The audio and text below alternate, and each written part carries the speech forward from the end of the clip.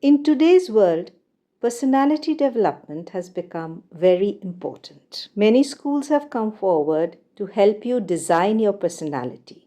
In fact, personality development has become a challenge. From today, we start a series about personality development as given by Swami Vivekananda. So, what is personality? According to the Cambridge International Dictionary of English, your personality is the type of person you are, which is shown by the way you behave, feel, and think. Personality, according to Longman's Dictionary of Contemporary English, is the whole nature or character of a person.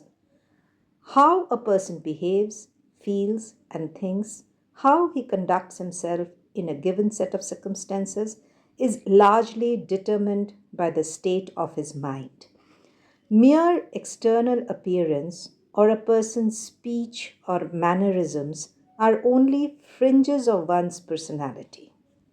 They do not reflect the real person.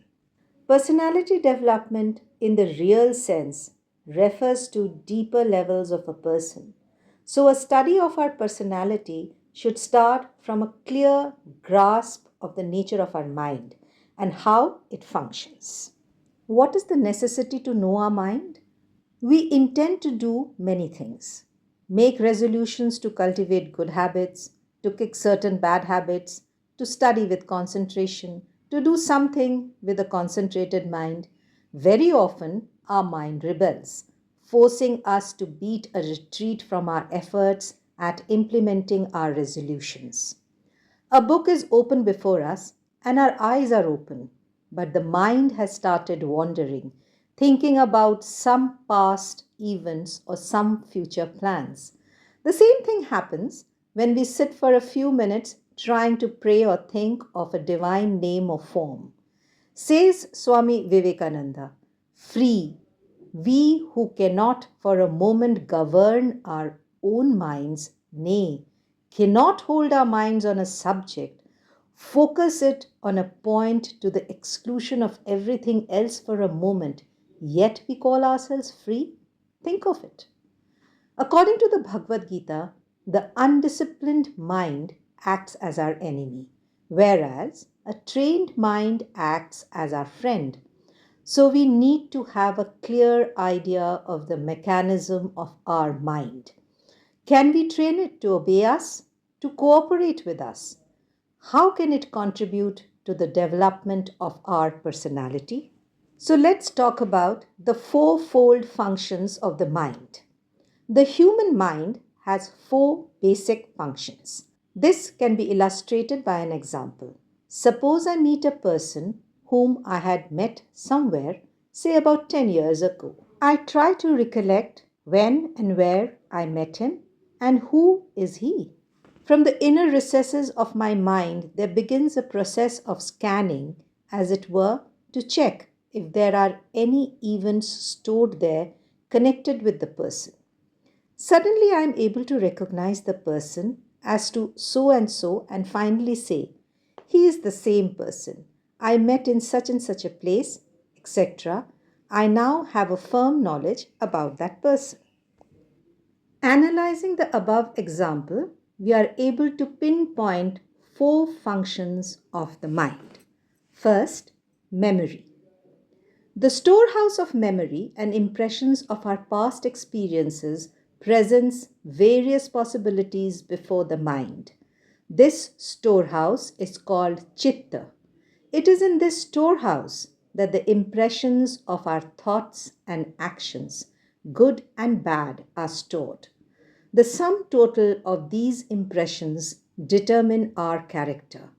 This chitta, again, is what is known as our subconscious mind. Number two, deliberation and conceptualization. Not yet sure, the mind examines the many options presented before it. It deliberates on several things. This faculty of the mind is called manas. Imagination and formation of concepts are also functions of the manas.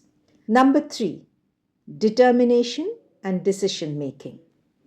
Buddhi, is the faculty responsible for decision making. It has the capacity to judge the pros and cons of things and find what is more desirable. It is also the determinative faculty in a person which enables him to discriminate between the real and the unreal, between what is to be done and what is to be avoided, what is morally right and what is wrong. It is also the seat of willpower, so essential for personality development, and hence, this aspect of the mind concerns us the most. Lastly, number 4, I consciousness. Appropriating to oneself all physical and mental activities, example, I eat, I see, I talk, I hear, I think, I am confused, etc., is called ahankar or I consciousness. As long as I identifies itself with the undisciplined body mind complex, human life is dictated by events and circumstances of the world. We become happy with pleasurable events and miserable with adverse circumstances. More the mind gets refined and disciplined, more does one get to know the real source of I consciousness. Correspondingly, a person becomes more balanced and equipoised in his daily life. Such a person is no longer swayed by any event or circumstances of life. These four aspects of the mind, that is, the manas, buddhi, chit, and ahankar, are not watertight compartments. It is the same mind called by different names based on its function.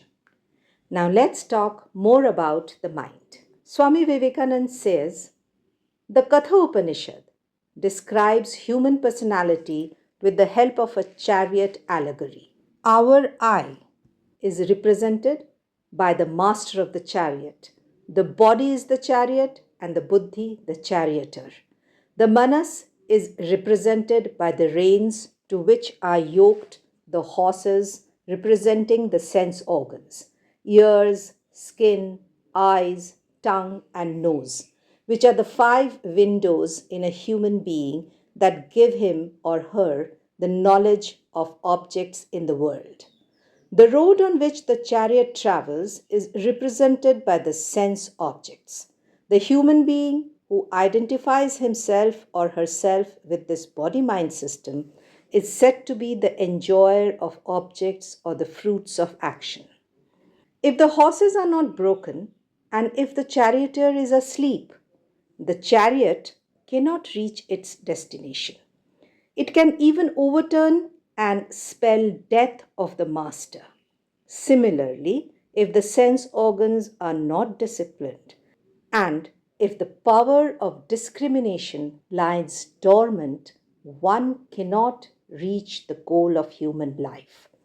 On the other hand, if the horses are broken and the charioteer is wide awake, the chariot reaches its destination.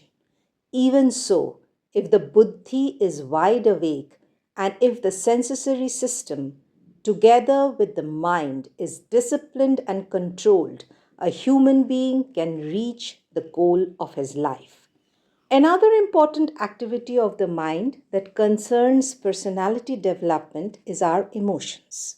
More the emotions are under control, healthier becomes one's personality. Emotions can be broadly classified into two types: attraction and repulsion. Love, admiration, aspirations, sympathy, joy, veneration, pride, and the like indicate attractions. Hate, anger, fear, sorrow, jealousy, disgust, shame, etc., are of the nature of repulsion. As long as one is engaged with the undisciplined mind, one's personality does not really develop. Buddhi, the charioteer, serves as an effective instrument of self development by controlling the emotions and raising the higher self from the hold of the lower mind. Hope you enjoyed today's episode. In the next episode, we will talk about what is character and some essential qualities for personality development. Till then, keep watching Devakshar, stay tuned, and do subscribe to our channel. Like and share our videos. Thank you so much for being with us.